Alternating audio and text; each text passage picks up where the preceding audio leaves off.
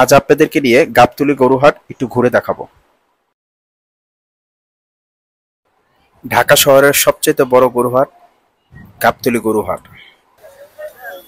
কেনা বেচা শুরু হয়ে গেছে, যদিও ওইরকম ভাবে শুরু হয়নি, কারণ ঈদের এক সপ্তাহ এখনো বাকি আছে। তবে মূল ক্রেতা কম। হাটে শুধু গরু পাগলদের ছোড়াছড়ি, কারণ এই সময় গরু পাগলরা ঈদের এক সপ্তাহ জুড়েই পুরো হাট জুড়ে এরা ঘুরতে থাকে।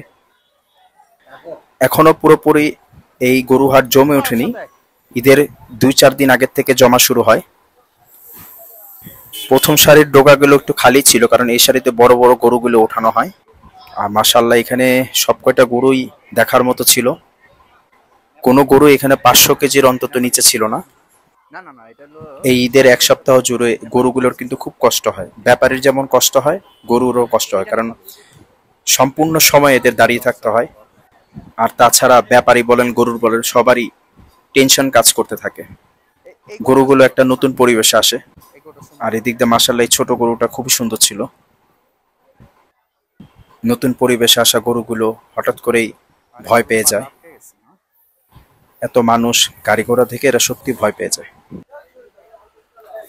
আসসালামু আলাইকুম, সবাই কেমন আছেন?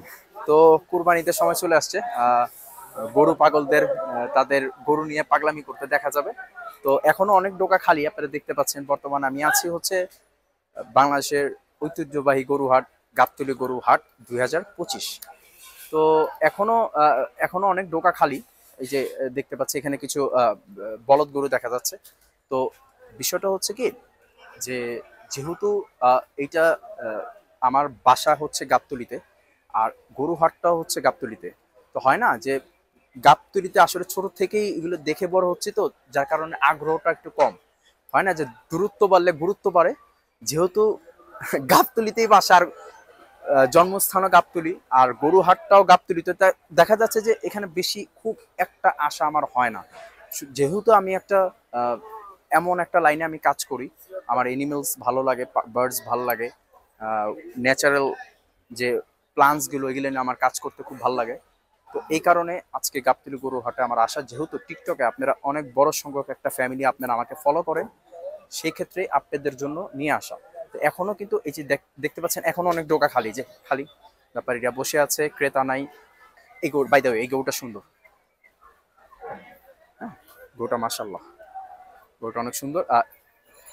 আমি একটা জিনিস বলবো, গরুকে ভিডিওতে দেখালে কোনোভাবেই বোঝা যায় না। হয় ছোট গরু অনেক সময় বড় লাগে, আবার অনেক সময় কি হয়, বড় গরু কিন্তু ছোট লাগে। আমি অনেকভাবে জিনিসটা ফলো করেছি, গরুকে কখনো ক্যামেরাতে বোঝা যায় না। তো আজকে একটু আপনাদের একটু দেখাই যে বর্তমান গাবতলী গরুহাটের অবস্থা কি। এই গরুটাও সুন্দর, এই গরুর হাইটটা সুন্দর, হ্যাঁ একটু বেটে, এই গরুটা সুন্দর। তো আজকে শুধু দেখাবো হচ্ছে বর্তমানে গাবতলী গরুহাট, ঐতিহ্যবাহী গাবতলী গরুহাটের এখন কি অবস্থা। আমি অনেকক্ষণ ধরে ঘুরছিলাম, আমি জাস্ট কিছু জিনিস দেখলাম যে এদের শুধু মানে বিক্রেতার অভাব নেই, কিন্তু ক্রেতা এখনো আসে নাই। যেহেতু কুরবানি সামনে রেখে অনেকে কি করে, চিন্তা করে ফ্ল্যাট বাসা থাকে, সেই ক্ষেত্রে কি হয় যে 2-3 দিন আগেই তারা চিন্তা করে যে এর বেশি আগে না, কারণ ফ্ল্যাট বাসা থাকে, গরুটা রাখবে কোথায়। এমনও দেখেছি যে বাসার ব্যালকনিতে গরু রাখতে হয়। তো স্বাভাবিকভাবে আবার অনেকে চিন্তা করে যে চাঁদ রাতে গরুর দামটা মনে একটু ড্রপ করবে, তো সবাই চিন্তা করে চাঁদ রাতে গরুটা কিনবে। এখন অনেক ডোকা খালি, গরু, গাড়ি ভরে ভরে গরু আসতেছে। আজকে জাস্ট একটু আপনাদেরকে একটু শর্ট ক্লিপ দেখালাম যে বর্তমানে গাবতলী গরুহাটের কি অবস্থা। আমরা একটু আরো কিছুক্ষণ ঘুরে যারা গরু পাগল আছে, যারা গরু পাগলা আছে, তাদেরকে একটু দেখায়, আসেন। তো এই যে এখনো ডোকা খালি, দেখেন। আর মাশাআল্লাহ দেখেন, গরুটা দেখেন, বিশাল সাইজ। হ্যাঁ, অনেকে অনেকে যারা বড় গরুকে ধরতে কিন্তু ভয় পায়, কিন্তু অ্যাকচুয়ালি কিন্তু বড় গরু লাথি দেয় না, ছোট গরু লাথি দিতে পারে। বড় গরু এত ওয়েট থাকে, বড় গরু কিন্তু লাথি দিতে পারে না। তো বড় গরু, যারা গরু পছন্দ করেন তারা কিন্তু চাইলে বড় গরু কাছে যেয়ে ধরতে পারবেন, সামনের দিকে না, অন্তত পিছন সাইড ধরতে পারবেন। কিন্তু ছোট গরুতেই প্রবলেম, ছোট গরু লাথি দিবেই, যেগুলো লাথি দেওয়া।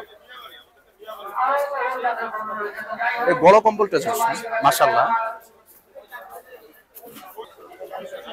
একটা গরুকে কি পরিমাণ যত্ন করা হয়, তারপর এই গরুটাকে বিক্রি করে ফেলা।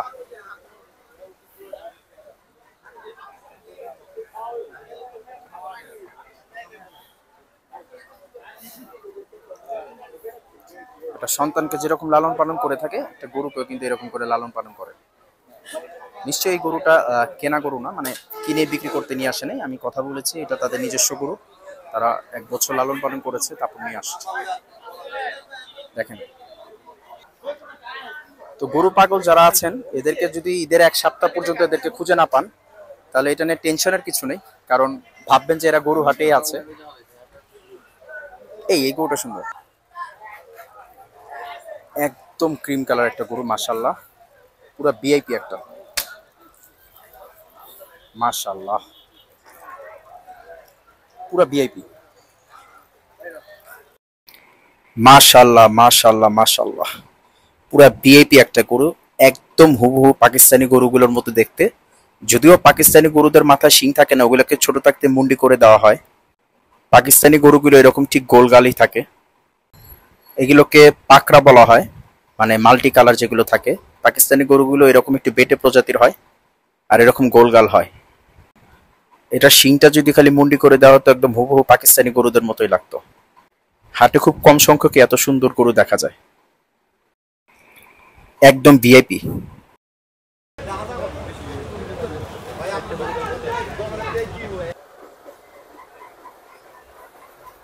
মাশাআল্লাহ মাশাআল্লাহ।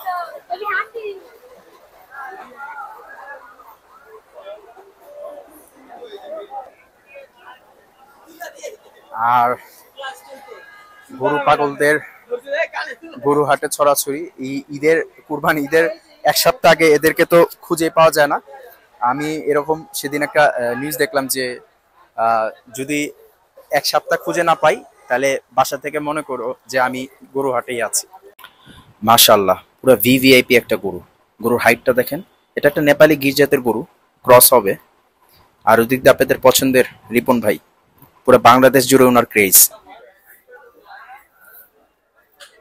এই বলদ গরু দেখলেই দাদার কথা মনে করতো, কারণ আমার দাদা বলদ গরু জবাই দিত। এই যে এটা একটা বলদ গরু। এই বলদ গরু কিন্তু লাথি দেয়, বলদ গরু কিন্তু লাথি দেয়, কারণ বলদ গরু পা চিকন, তো বলদ গরু লাথি দিতে পারে।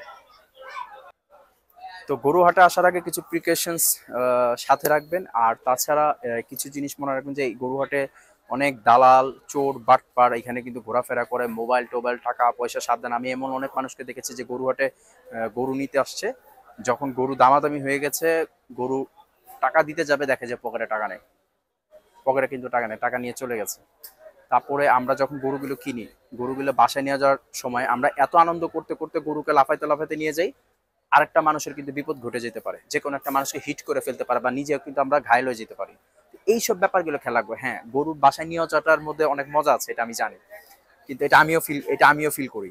কিন্তু বিষয়টা হচ্ছে, আরেকটা মানুষকে আঘাত করে বা আরেকটা মানুষের ক্ষতি করে কিন্তু এটা করা যাবে না।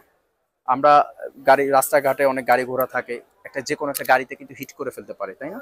একটা গরু যখন একটা গাড়িতে হিট করবে, একটা গাড়ি কিন্তু একটা মানুষের সম্পদ, কিন্তু আরেকটা মানুষের গাড়ি ক্ষতি করে দিয়ে তারপর বলবো কি ভাই এটা তো আমাদের কাজ নয়, গরু করছে, আমাদের দোষ কি? এগুলো করা যাবে না। খালি একটা রাস্তা আছে, তখন দেখা যাচ্ছে যে যখন মনে হবে যে না, এখানে কোনো কেউ, কারো কোনো ক্ষতি না হইতে পারে, সেই ক্ষেত্রে আপনারা এই মজাটা আমরা করতে পারি। আর বিশেষ করে যেটা সবচেয়ে বড় কথা, আমরা গরু জবাইয়ের পোস্ট, সেটা সোশ্যাল মিডিয়াতে পোস্ট করি, এইটা ভেরি ব্যাড ম্যানার। এটা আমিও একবার করেছিলাম, আমি আর জিন্দিগিতে এটা করব না। আমরা গরু জবাইয়ের পোস্টগুলো যদি সোশ্যাল মিডিয়াতে না দিই, এই জিনিসটা আমরা খেয়াল রাখবো। তো সবাই ভালো থাকবেন, আসসালামু আলাইকুম।